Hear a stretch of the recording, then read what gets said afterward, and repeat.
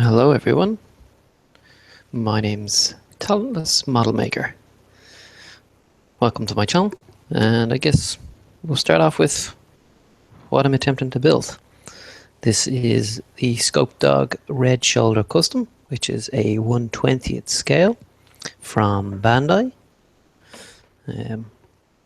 I seem to have a thing for mechs. I seem to like, I guess, their type of functionality and the fact that you can weather them. I'm very much into weathering and making them all look used and well worn. So that's pretty much what I'm going to be doing, is much of this as I can. I've already started, so I'll put this away. So I've started pretty much denubbing bits and pieces of it, which is the most painful part ever. I guess I can show you a bit on the side of the box. Spoilers. This is kind of what's in the box. Multiple missile launchers, some cool ass guns, and then it seems pretty posable. I guess we'll find out. Here you have again some more extra pieces of it. So.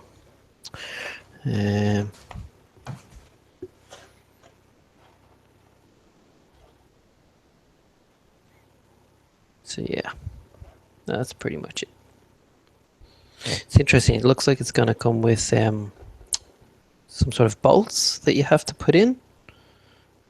Some sort of bolt putter in. So that'll be interesting. See how that goes. Smoothly or not. Okay, cool. Well, as I was saying, I have started. So what have I started to date? Well, as you can see here, this is the headpiece. I've done a bit of that, but I've also been doing bits and pieces here, because what I want to do is basically separate out all the pieces that I can. I'll show you. Take a look here in the box. So you have, I guess, some of the other missiles here. I've made this, but I'll take it apart again because I want to paint most of this. I don't have an airbrush, but hopefully someday I'll invest in one. But for the moment I have to use brush painting, so I'll probably prime that and then paint it in maybe a French blue color or something along those lines. We'll see. Maybe keep it the blue. Where's the French blue color that I have? It's kind of this one. You can't really see it because it's in the bottle, but I did put it on the outside. It's a bit washed out. Yeah, so we'll see. MiG, ammo of MiG, French blue 062, which is not one to focus. There you go.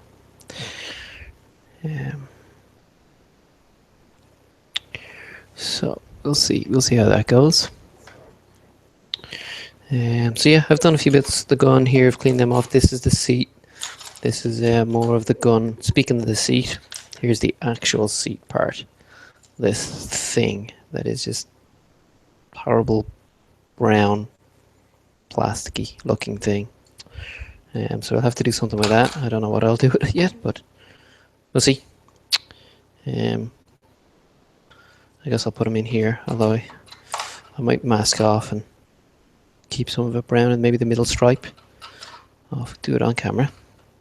There. It's in reverse. It's so annoying. Maybe mask off the middle piece and then the stripe. We'll see. We'll see what we do. Okay. So that's kind of where I'm up to.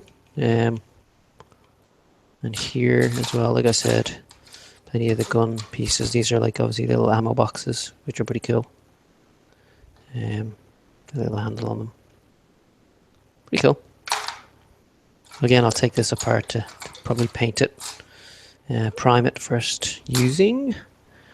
Yeah, like I said, I don't have an airbrush, so at the moment I'm using Rattle Can, and it is Mr. Finisher. Well, Mr. Hobby, Mr. Finishing Surfacer 1500, and it's a grey colour, even though, yeah, it's got a white lid, but it's grey. So there's that. So apologies for the shaky cam, but I'm just starting out, so I'm holding it at the minute. So I guess we'll put you back down here. I'll put this away for the moment. This is where I keep all the parts, basically, as you saw, so it's all nicely, hopefully, organized.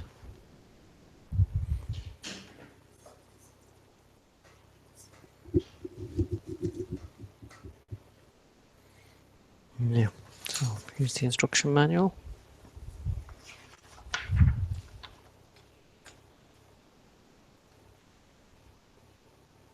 It's a pretty cool diorama that they've done there, if you see.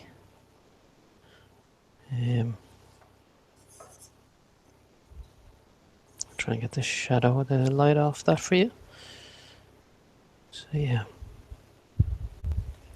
that's a pretty cool diorama.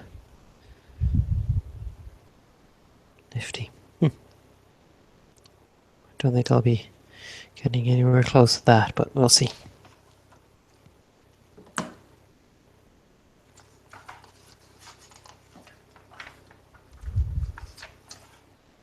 So, just finished that step. Well, I'm on the last bit here of this step here. So.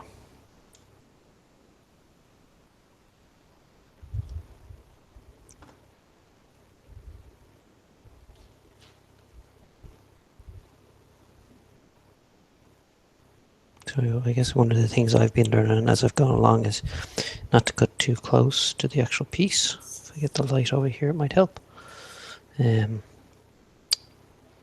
With your nippers, because if you get too close, what you do is you stress the plastic of the actual part. And you only really want to do the nub. So sometimes what I'll do is I'll try to get close-ish. That's probably close enough. And then come in with the knife. Be very careful, of course. And just trimming this. I always tend to go from both directions. That way then I don't shave in one side uneven than the other. So just lightly shaving. And I can use my nail just to rub away any of the stress marks that are there. Again, apologies if you can't see. I don't know why. Should be focusing. You see there are some white stress marks on that piece. You can use your fingernail to rub that off. Just check the other side. So this piece goes on the back of the head. Goes into here. So it is on show. So I want to make sure that it's as nice as I can make it.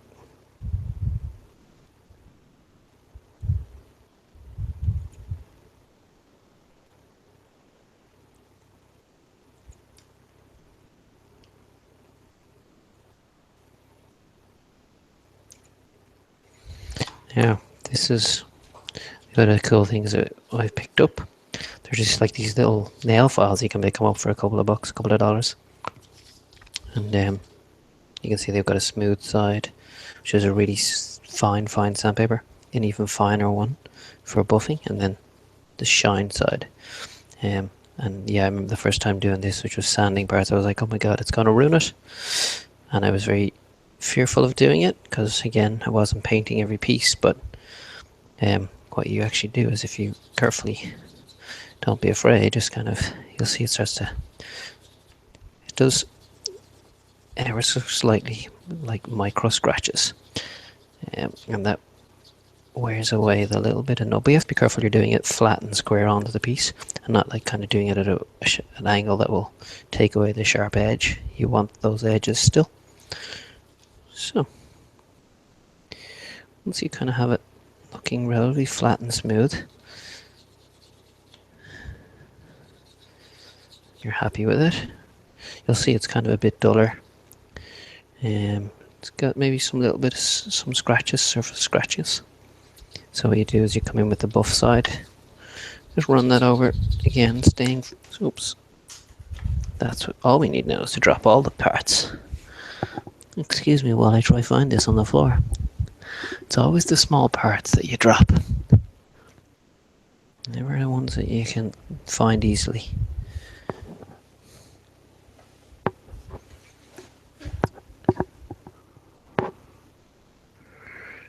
Oh my. This is the part where you all talk amongst yourselves, I guess.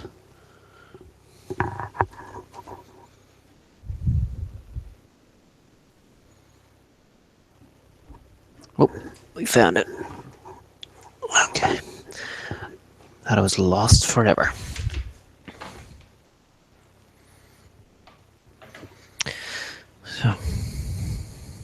So here I was on this side. And I was on the buff.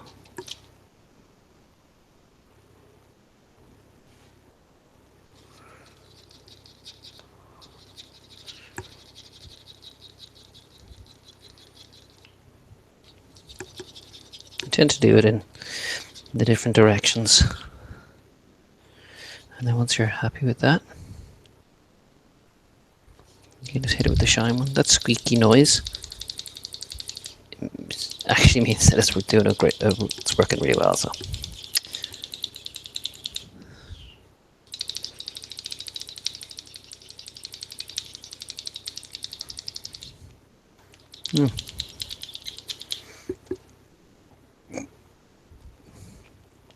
So there you have it. Hopefully denubbed. You can still see where the nub actually was, but it's flat and smooth and it's shiny again. Like it's actually shinier than almost the original part. So don't be afraid of using a little bit of sandpaper. Just make sure it's super fine. I have extra sandpaper. You see it's 2000 grit from Tamiya. Worked quite well. It's quite abrasive. This is not as abrasive. I've used it a lot more, so it's a bit smoother. So I tend to do this for just finishing these parts off rather than the coarser sandpaper. Just a little bit like that. And again, buff real quick, and then give it a shine.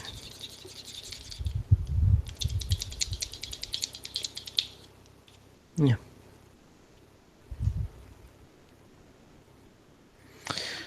Once you're happy with it, just blow on that to get some of the dust off of it. Yeah. Making sure it goes the right way. Which is probably the wrong way, but that's it there now. It's not an overly tight fit. I might, after I've painted, if I decide to paint this, because it is green and it's a lot to paint with a brush,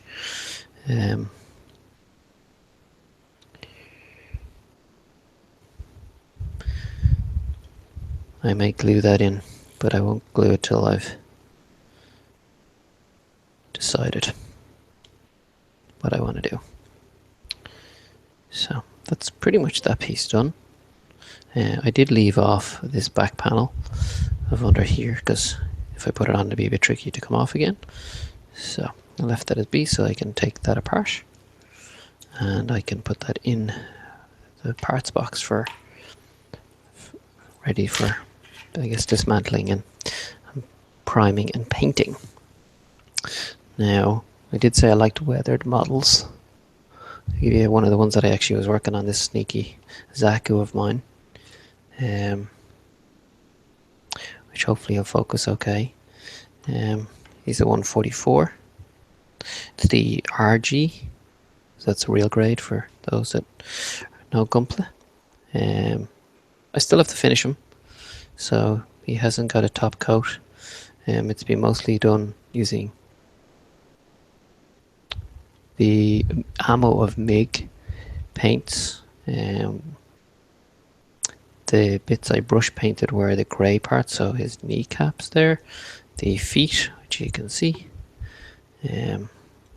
Originally it was painted with the base coat, primed, and then using ammo of MIG. I think it was French blue, actually. And then I also, in the the inner frame, that's the gunmetal ammo with dry brushing of flat aluminium, I believe, from Tamiya. And then these are painted with copper, Tamiya copper on the back. So I added then gunk washed it all, which is Fox from Model Making Guru, thanks to him. I learned that what gunk washing was. And I'll go over that in another video, but you pretty much take oil paint and slap it all over the model and then rub it off, and it does your seam lines for you and gives you this kind of dirty look, which is what I'm going for. And then I used more oil paints to do the rust. Pointing and you can't see, but maybe if I get it to focus. Doesn't want to focus. There we go. I use the oil paints here, just to do that streaking effect, to make it look like rust is running down. And then also, I guess, did some chipping as well. One of my favorite parts, actually, which I'll try and get you to see, is this sticker. So that's a water slide sticker, and I used a sharp blade just to rough up the edges of it, and I really like how that's come out. Actually really looks pretty cool and almost quite natural. I also like the rust marks from up under here, which I'm doing everything in reverse. So these ones here, pretty cool. Overall, happy with it. Still have to do one or two more pieces of it. I'd probably give it a matte coat, top coat, and then we'll probably put on a bit of pigment or modeling pigment, which is dark earth from Ammo of Mig, which is pretty much, as I've learned, is paint but without the liquid. So it's just looks like dirt and soil. So I'll brush that on around some of the parts that I want, and then use a little bit of enamel thinner just to stick it in place, and then I think it'll be done. So that's the Zaku.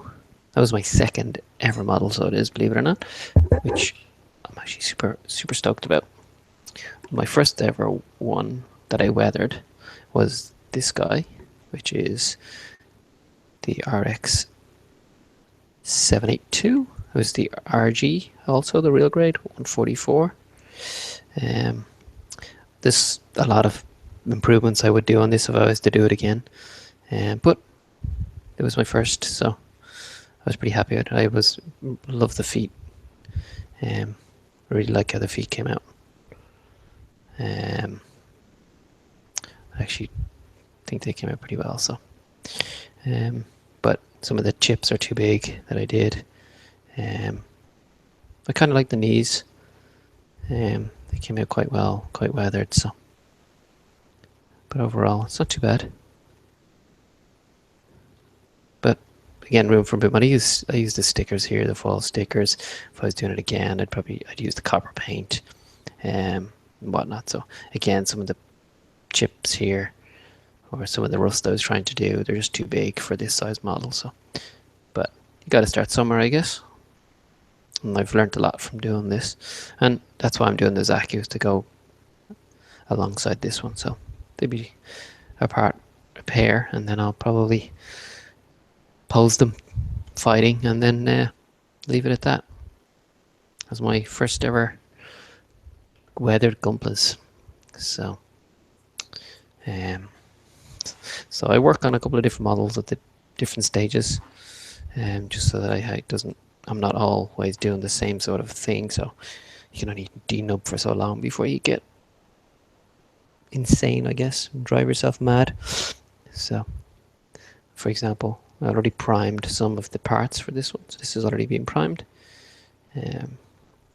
This is one of the inner panels for the head unit, I guess, or the I guess where the driver, the cockpit would be. So I'm excited to weather all this, and it's pretty nice detail. I'll probably paint the wires in here different colors. The piping again, I'll probably paint different, like a one copper and steel maybe, or something like that. So I'm excited for that. It'll look pretty cool. But yeah, so I have a bunch of parts waiting that have been primed. All of them are here, as you can see. Yeah, so plenty of priming done. Paint most of these will be probably metal color, and I'll brush paint them. So, and actually, just to go back, speaking of brush painting, these were brush painted, so which I'm pretty happy with how they came out. This is the Zaku's bazooka. If I can get it in shot. So yeah, this was brush painted, and then I dry brushed some flat aluminium just to bring out the highlights. As you can see, the edge here. Hopefully, the shine will be difficult to see that, but that was using Tamiya's gunmetal, not ammo of MiGs. But yeah, so the brush painting can come out okay. I just thinned it down a little, and light coats, and then just do 3 or 4 light coats, and it tends to give it a good finish. So, right, I guess enough waffling from me. We can try and crack on with one of the arm units here. Yeah, this one here is a bit different to the gunplas that I've made in the past. Actually, it tells you which runners and frames you need for each step, so which is kind of nice. They're doing that now, so I can fish out those parts. So we need, looks like G.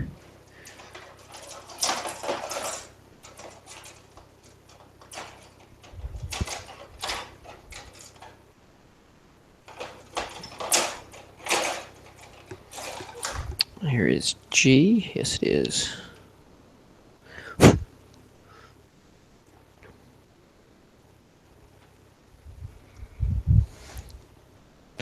So, what do we need?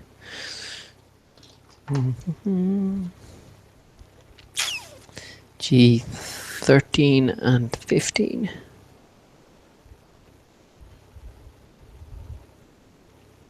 Here we go. 13 and 15. Oh, one tip that I've picked up as well is, if you see the way these snips, they have an angle on them. They have a flat side. As you can see, they have a flat side and then a curved side. The flat side will go close to pieces, but as I said, if you go too close and you pinch, it stresses the actual part, and you don't really want to do that. So if you rather than doing it this way, if you invert it, the flat piece then points away from your piece. So when you actually clip the nub, if I show it on camera, I'm trying to figure out how I can show this. Yeah, so there you can see when I snip that, it's snipping away from the part, and it's actually going closer to the outer part of so it leaves a bigger nub, I guess, but it means you're not damaging, and it doesn't slide down towards your piece. So if I was to cut that like so, it would be really close to the part, and I don't really want that. So you want to move it, sometimes when you move it away from the piece and you go to cut, it actually slips down and slides. So to avoid that, just spin it around and cut like that. And then what you end up with actually is quite a big piece of nub on the parts, as you can see. So they're quite big pieces, but you can come back in and just go a little bit closer. Not too close, and then you can actually a bit more control. You can make sure that you're not stressing. Now, in theory, if you're priming and painting your parts, going close with the nippers or the snips would be okay, right? Because you're going to cover that up with a primer and a paint anyway. For me, I don't always know which parts I'm painting, which ones I haven't. It's kind of how I guess I work a little bit unstructured. So yeah, if you know which parts, or you're going to paint everything, then you can just go, I guess, close with the snips, and leaves you less denubbing work. So that's 13 and 15. We need 17 and 18. 17 and 18.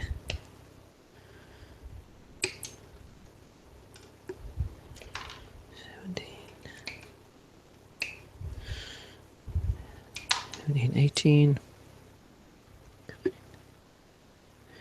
21.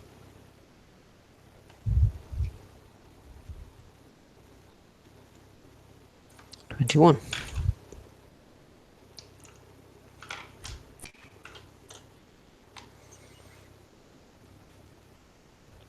And it looks like I need a polycap and H1. Is that this? That's polycap. Polycap 3. Polycap 3. Polycaps typically are hidden, so I can afford to cut close with the nips, but again, you might want to, if you're starting out, leave a little bit to trim.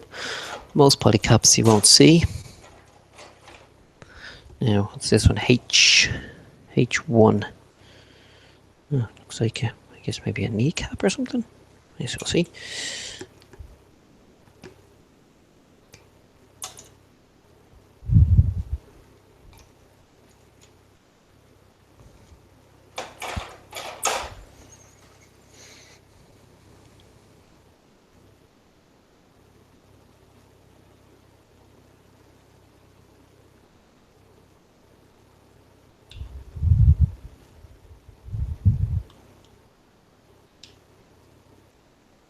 In case you're wondering what's on my hand, I was at the National Maritime Museum today, and they give you a stamp for entry to the museum. It's pretty cool. We got to go on some naval destroyers and a submarine, which I took a lot of photos of for how the ships and that were weathering, get some ideas of kind of rusting in the real world, which helps when it comes to transferring and transitioning that to the models, and doing streaking and stuff like that. I also took lots of pictures of inside, for just ideas on, if you're painting cockpits and figuring out what colours they use for different buttons and things like that. Like for example, in the submarine they had valves that they would open and close, and the handles of them were actually green, and I would never have thought they would have used green handles. So there you go. It's pretty cool. They also had some model ships there as well. All of them were pristine condition, and I just was like, oh, they're crying out to be weathered and looking like they've been in use, and not like they are straight off of the factory floor, which is what they look like. But it is what it is. It's the way the museum wanted it. So, yeah, just as I said earlier, just cleaning off, being careful. If you're not an adult and using a really sharp blade, you probably best cut away from yourself, but over the years, just go slow and you'll soon learn the technique. If you're not comfortable doing this, then like I said, use the snips or the nippers, and then use sanding. You can sand that down instead of slicing.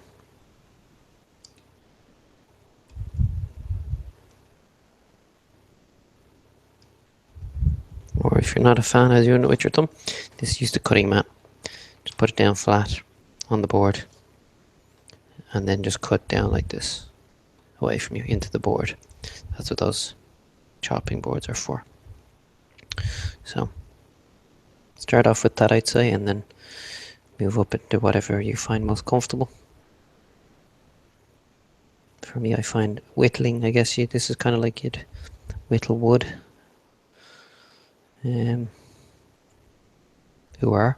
Ha, whittling wood. I know when Fox from Model Making Guru says a few jokes here or there, there's plenty of innuendo. He likes to drop in the ooh are.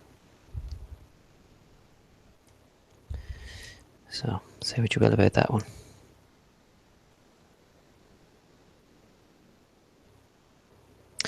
And it doesn't help that I'm doing it off camera.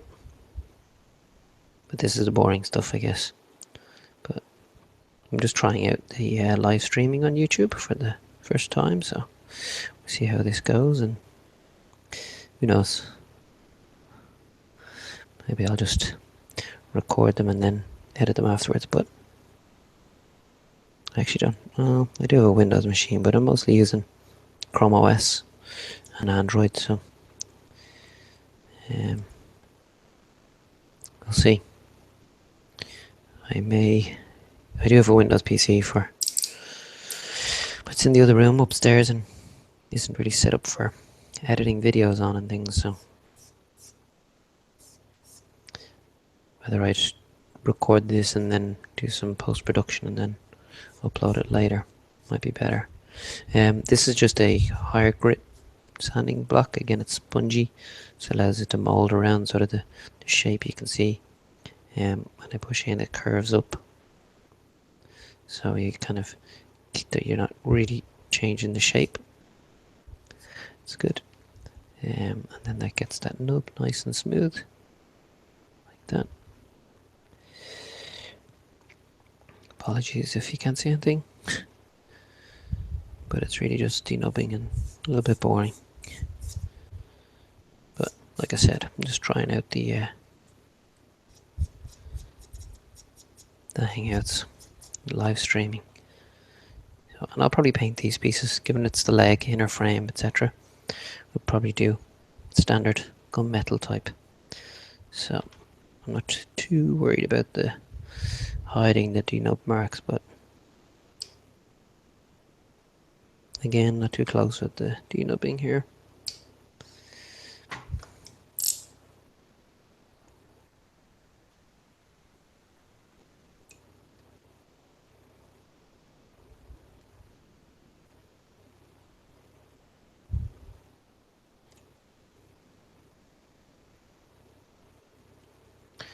The silence as I try and concentrate and not slice a piece off the model, the part off, or my thumb.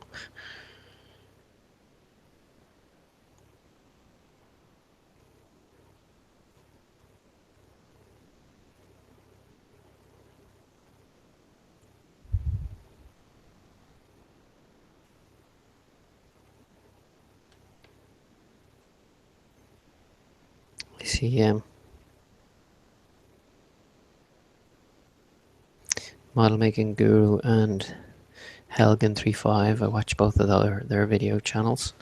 They started the Model Making Treehouse Club, where they started to do a weekly podcast, which is pretty good. Listening to them answer questions for people like myself and anyone else who does modeling, is getting started and is wondering how to do certain techniques or certain things.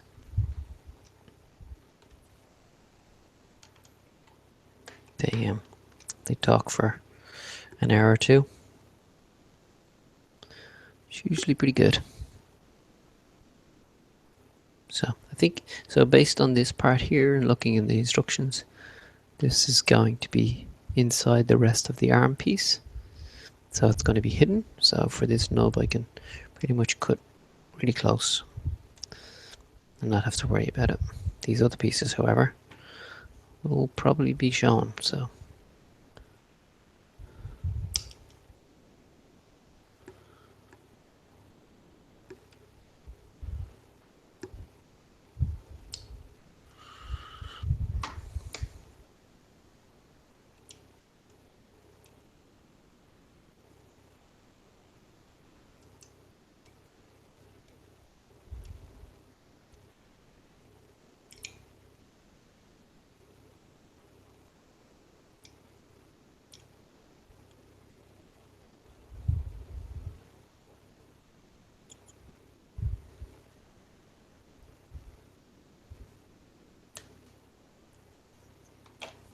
This type of plastic, the grey, probably one of the hardest to hide the nut marks on. So you can see there, the two nub marks are on the outside here and here. Even though they're smooth and flat, they still have, that one's could be better, but you risk cutting into the piece more than you need to. It's just that the underlying plastic is obviously a different colour. That's why they stand out. And even if you sand it, it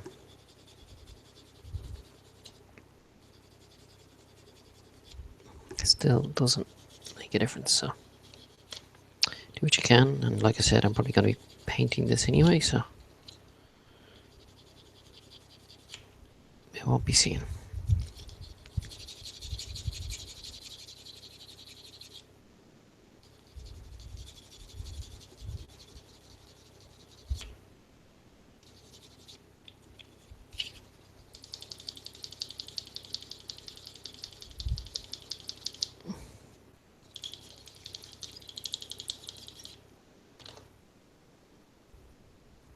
Yeah.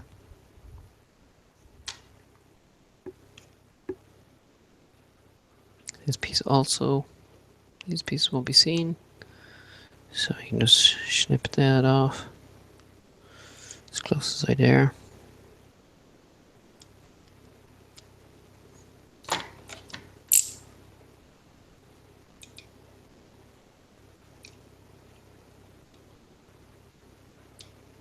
Might need to change this blade. It's getting a bit blunt, although at times that can be a finger saver.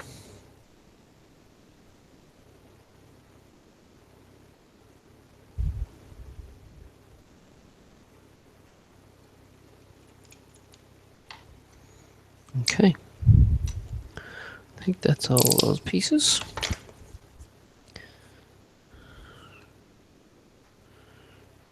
Make sure I get these the right way around.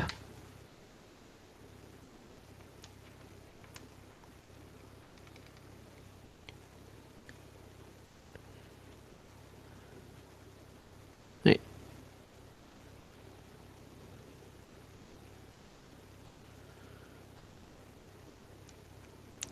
Oh, I am. Helps to do the one of the important pieces, isn't it?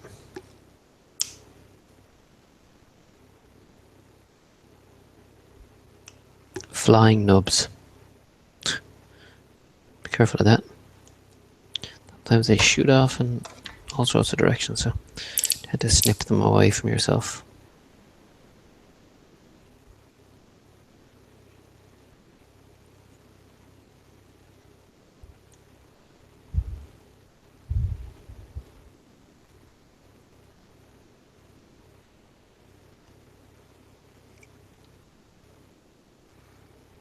Is that one gone?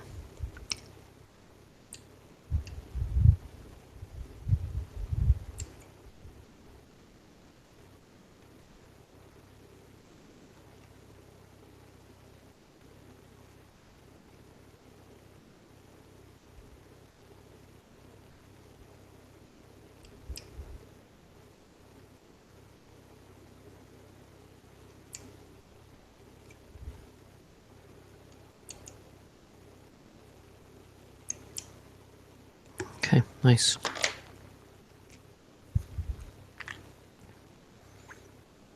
So, depending on how this goes together, I may or may not push it together close, because it might be tricky to get back apart again if I want to prime the pieces. So that's looking like it's tricky already. Yeah. You see, once that goes closed, it may not actually come back apart because it's quite a tight fit.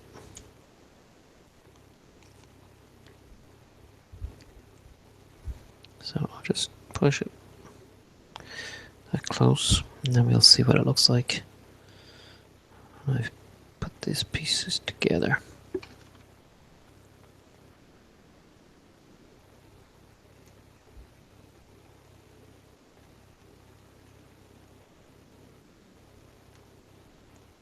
That is very, very tight.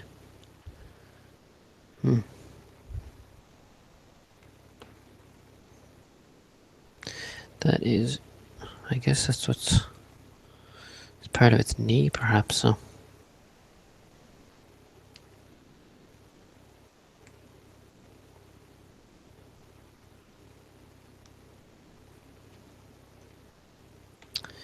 Polycap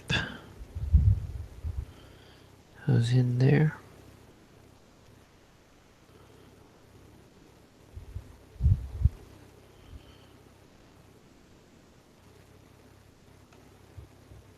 Oh wait, goes in here first. And that.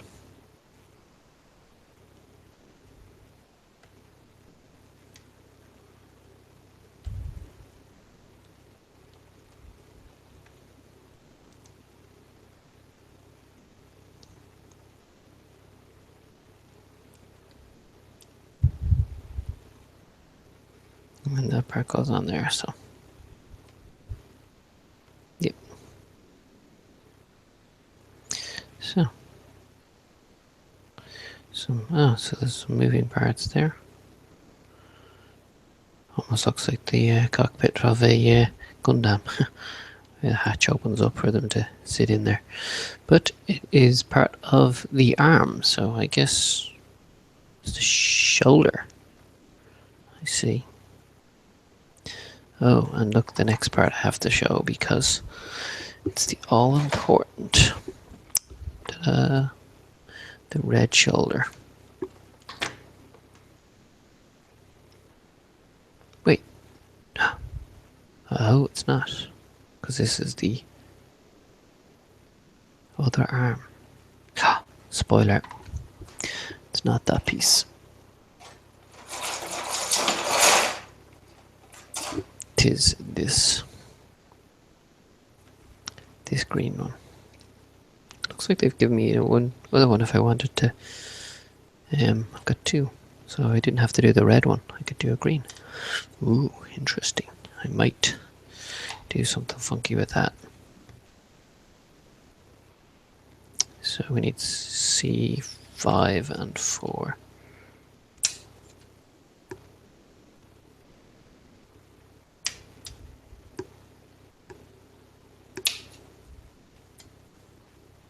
This is interesting sometimes with Bandai kits, as they leave these pieces just floating here. This part here.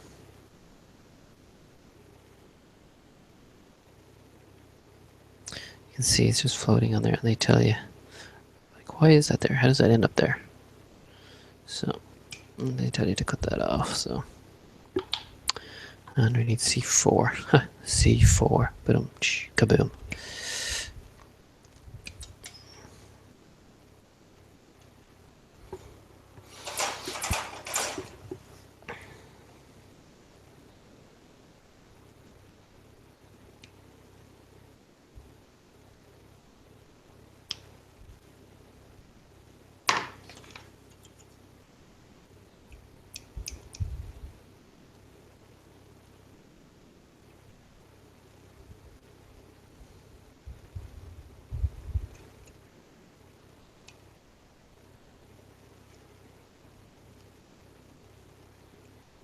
Now, there is a hint of a seam line on this, which I will show you.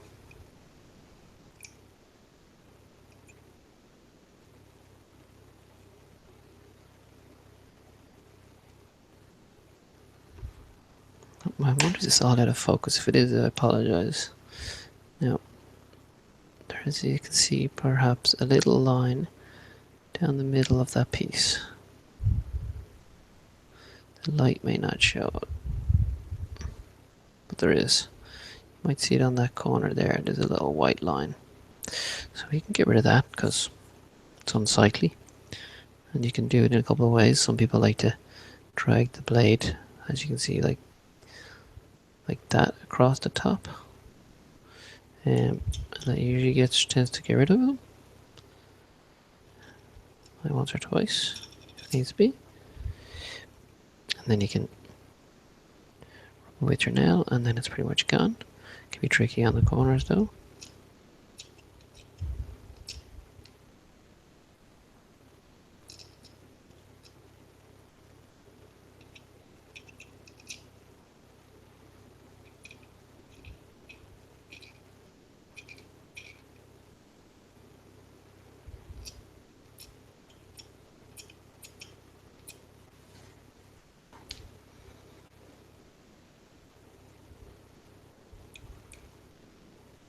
Okay.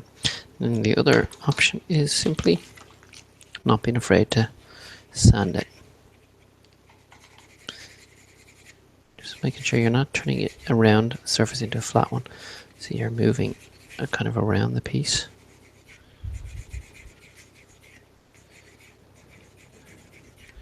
Doesn't take much to do this.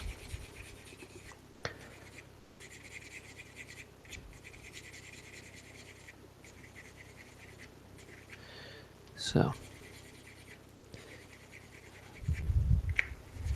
that's barely done any sanding. You can see now it's dull, the piece though. If you can see that it's kind of got a bit dull. But don't worry, just come in with your the even finer sandpaper, or as this is called as buffing. So you can buff that.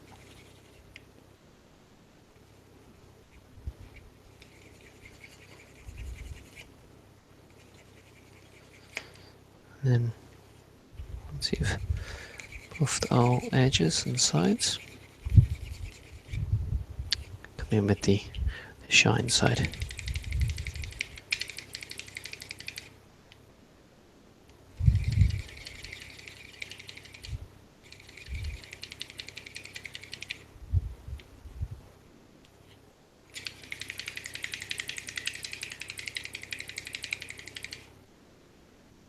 Yeah.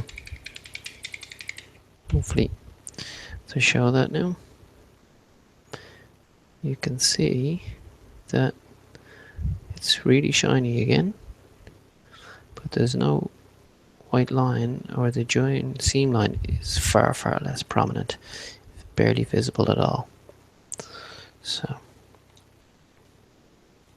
I'm happy with that. There's a seam line on this which is going to be very tricky to get rid of. Can you see that? Yeah, look at that. It's a bit disappointing. That's a bit disappointing.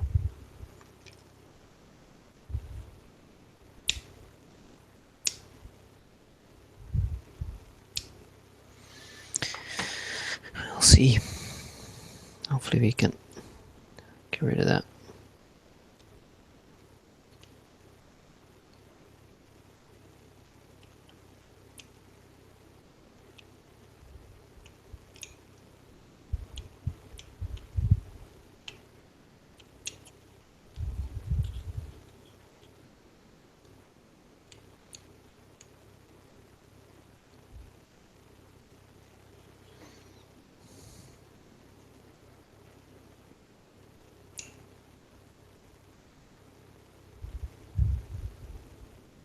Now, I know I said for seam lines you can go this way, holding a knife perpendicular to the surface and dragging like that. Sometimes with this piece though, if you keep it flat because it's curved, you can usually find the seam line sits up out enough that you can just very gently just kind of work the blade. You can see what I'm doing there. I'm holding it pretty flat to the surface and just coming down back and forth. Oops, now I've dug in a little bit there, you can see, but not to worry, use your fingernail, just swipe across and it'll go.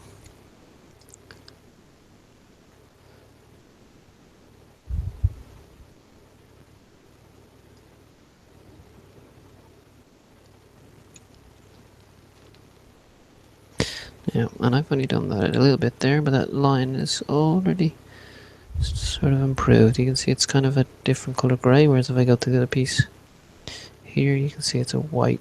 It's hard because of the light. If I do this, you see that? Yeah. So it's kind of a white raised line you can see there. There you go, that's perfect. Whereas if I roll it around to where the bit I've done, you can see it's a lot less. Roll it back. Now.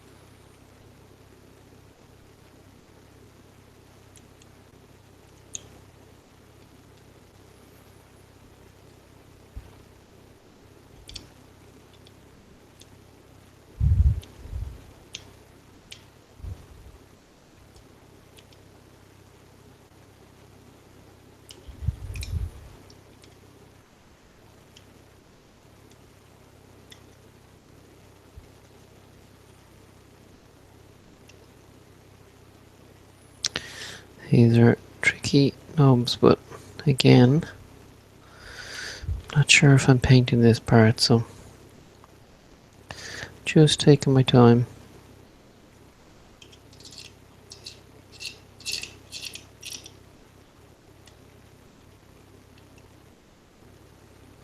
This may have to be painted.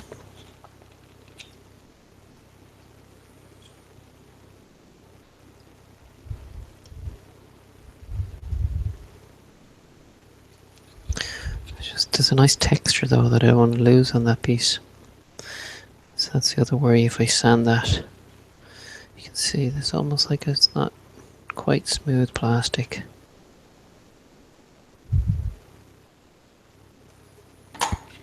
So this piece is fine. It's just pretty standard smooth bandite.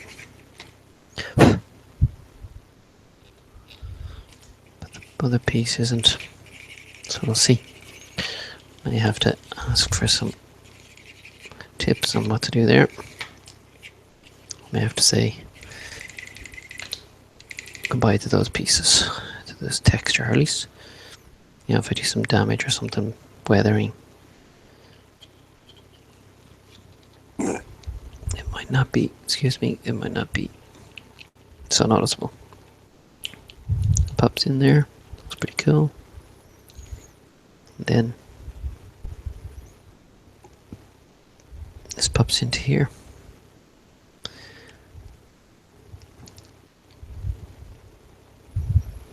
There you go. And you have the start of a shoulder, which lifts up. Interesting. Cool. Right, well, I'm going to leave it there for this evening, guys and girls. Any questions, just hit me up in the comments, and thanks for watching. This is Talentless Model Maker. I'll see you in the next one.